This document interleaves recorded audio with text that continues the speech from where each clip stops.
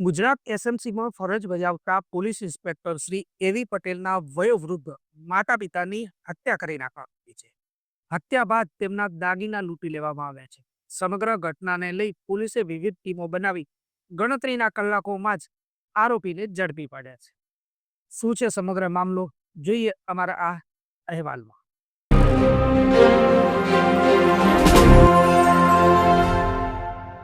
ગુજરાત રાજ્યની એસએમસીમાં police inspector તરીકે ફરજ બજાવતા એવી પટેલના વયોવૃદ્ધ માતા પિતા વરદાજી પટેલ તેમજ હોસીબેન પટેલની કોઈ અજાણ્યા ઈસમોએ હત્યા કરી દાગીના લૂંટી લીધા હતા. સમગ્ર ઘટનાથી બનાસકાંઠા જિલ્લામાં ચકચાર મચી જવા પામી હતી. સમગ્ર ઘટનાને લઈ બનાસકાંઠા જિલ્લા પોલીસ વડા અક્ષયરાજ મકવાણા પણ ઘટના સ્થળે આવી પહોંચ્યા હતા અને તપાસનો ધમધમાટ શરૂ કર્યો હતો. તપાસની વિગતવાર વાત કરવા જઈએ તો બનાસકાંઠા પોલીસના આદેશ મુજબ એલસીબી, એસઓજી, આંતરા પોલીસ સહિત 112 પોલીસ જવાનની 8 ટીમો બનાવી 36 કલાકમાં આ હત્યાનો ભેદ ઉકેલ્યો છે. મધ્યપ્રદેશ અને રાજસ્થાનમાં વયોવૃદ્ધ દંપતીના હાથ પગ કાપી લૂંટ ચલાવતી ગેંગોની તપાસ પણ હાથ ધરવામાં આવી છે. તો બીજી તરફ કેટલીક ટીમો ગોધરા અને દાહોદ તરફ પણ રવાના કરવામાં આવી છે. જસરા ગામની આજુબાજુ 7 જેટલી ટીમો જે બહારના લોકો છે અને સોલારમાં કામ કરી રહ્યા છે તેવા 187 મજૂરોની પણ પોલીસ દ્વારા તપાસ હાથ ધરવામાં આવી છે. 112 પોલીસ જવાનો દ્વારા 36 કલાકમાં 350 કરતાં વધુ લોકોની તપાસ કરવામાં આવી છે. ટેકનિકલ તપાસમાં કોઈ જ ના આવતા પોલીસે આજુબાજુના લોકોની તપાસ હાથ ધરી હતી, જેમાં બાજુમાં જ રહેતા સુરેશભાઈ શામળાભાઈ પટેલ, શામળાભાઈ રૂપાભાઈ પટેલ, ઉમાભાઈ ચેલાજી પટેલ તેમજ દિલીપજી મફાજી ઠાકોરની પોલીસે અટકાયત કરી તપાસ હાથ ધરતા સમગ્ર હત્યાનો ભેદ ઉકેલાયો છે. વૃદ્ધ દંપતીની હત્યા થઈ છે તે અમારા એસએમસીના પીઆઈના જ મધર ફાધર હતા. આ હત્યાની જાણ થતાં જ લોકલ પોલીસ અને એલસીબી સુધીનો સ્ટાફ તાત્કાલિક જગ્યા ઉપર પહોંચી જાય છે અને જાંચ પડતાલ સ્ટાર્ટ કરી દે છે. આ સિવાય ઘટનાની જાણ થતાં જ આઈજીપી સાહેબ તરફથી ડીજીપી તરફથી બી અલગ અલગ સૂચનાઓ અને કન્ટિન્યુઅસ માર્ગદર્શન આપવામાં આવે છે.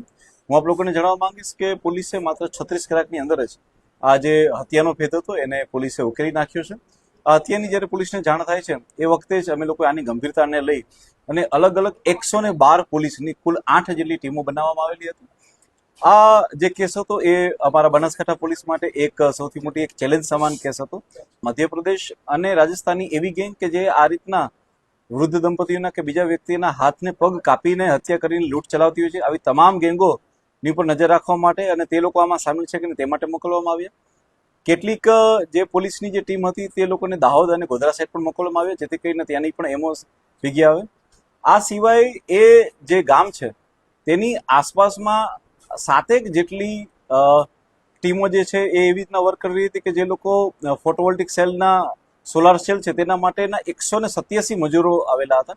આવા 187 મજૂરોનું ઇન્ટ્રોગેશન કરવામાં આવ્યું.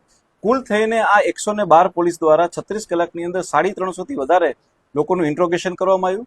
સાયબરની ટીમ દ્વારા કન્ટિન્યુઅસ ત્યાં ટાવર ડમ્પ અને ટેકનિકલ એનાલિસિસ કરવામાં આવ્યું. એક ટીમ દ્વારા કન્ટિન્યુઅસ જે છે તેને સીસીટીવીના નિગરાની ઉપર રાખવામાં આવી.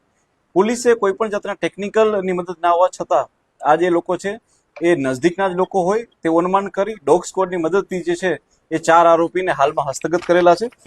આ હત્યા કેમ કરવામાં આવી તે એક મુખ્ય કારણ હતું. જ્યારે આ હત્યા કરવાનું કારણ તમે પણ જાણશો તો ક્યાંક તમને પણ આંચકો લાગશે. આ હત્યા કરવાના મુખ્ય કારણની જો વાત કરવામાં આવે તો પોલીસ સૂત્રો જણાવ્યા અનુસાર તાંત્રિક વિધિ માટે આ હત્યા કરાઈ હોય તેવા અહેવાલ સામે આવી રહ્યા છે. પોલીસ તપાસમાં તમામ આરોપીઓએ કબૂલ્યું છે કે તાંત્રિક વિધિ માટે આ હત્યા કરવામાં આવી છે.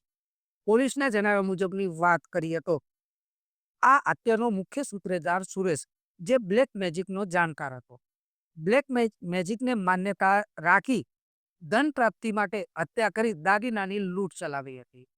આ હત્યામાં વયોવૃદ્ધ દંપતીનો અવાજ બહાર ના જાય તે માટે રાત્રિના સમયે ટ્રેક્ટર તેમજ થ્રેસર ચાલુ રાખવામાં આવ્યું હતું ને તે બાદ આ હત્યાને અંજામ આપવામાં આવ્યો.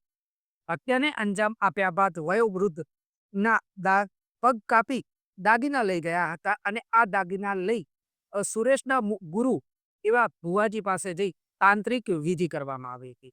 તાંત્રિક વિધિ કર્યા બાદ આ દાગીના અન્ય લોકોને આપી દેવામાં આવ્યા હતા. મુખ્ય સૂત્રધાર છે સુરેશ, તે બ્લેક મેજિકના જાણકાર છે અને બ્લેક મેજિકના જાણકાર હોવાથી તેમનામાં એવી અંધશ્રદ્ધા છે કે જો કોઈ પણ આવા વ્યક્તિના દાગીના જો એમને મારીને લઈ આવવામાં આવે તો તેના મદદથી ઓર વધારે ધન પ્રાપ્ત થઈ શકે છે. આ બ્લેક માન્યતાને તે પોતાના શિરે રાખી અને આ ઘટનાને અંજામ આપે છે. સાથે સાથે પોતાની સાથે પોતાના પિતાને અને પોતાના મામાને સાથ કરે છે અને રાત્રિના સમયમાં કોઈને અવાજ ના આવે તેટલા માટે થઈને એક ટ્રેક્ટર પણ ચાલુ રાખે છે. ટ્રેક્ટરના અવાજની અંદર જે થઈ અને 3 લોકો ત્યાં જઈ અને મર્ડર કરે છે. આ સિવાય સુરેશના જે મુખ્ય ગુરુ છે ભુવા, એની પણ એ લોકો મદદ લે છે. તેના ઘરે જઈ અને ત્યાં પણ એ લોકો વિધિ કરે છે અને ત્યારબાદ જે છે એ પોતાના તમામ ઘરેણાને જે છે એ બીજા એક વ્યક્તિને આપી દે છે. તે સુરેશ ચૌધરી જે છે તે બ્લેક મેજિકના જાણકાર છે અને બ્લેક મેજિકના જાણકાર હોય તેમણે આ વિધિ માટે જ આ હત્યા કરેલી હતી એવું અમારી હાલની પૂછપરછમાં સામે આવેલું છે. સમગ્ર ઘટનાની જાણને લઈ પોલીસે અત્યારે તો આ 4 નરાધમોને ઝડપી પાડ્યા છે. પરંતુ અત્યાર સુધી આવા કેટલાય બનાવો સામે આવે છે, જેમાં આ એક એવો બનાવ છે જે બ્લેક મેજિકને માન્યતા રાખી હત્યા કરવામાં આવી છે. આવા જ બનાવોને અટકાવવા માટે અત્યારે તો પોલીસ પણ ખૂબ જ કડક માહોલમાં જોવા મળી રહી છે. આવા જ સમાચારોને જોવા માટે જોતા રહો DNR ન્યૂઝ તાનેરા.